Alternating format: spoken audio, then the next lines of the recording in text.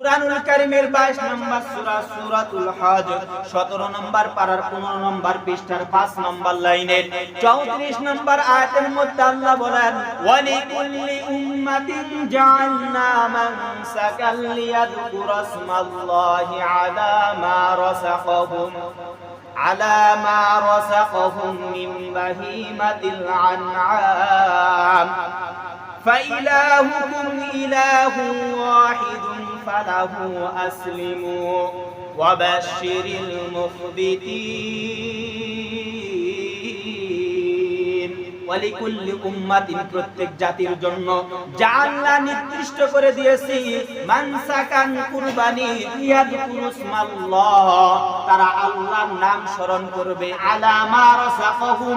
আমি আল্লাহ তাদেরকে যেই রিজিক দান করেছি রিজিক হিসেবে যেই জিনিসগুলো আমি আল্লাহ তাদেরকে দান করেছি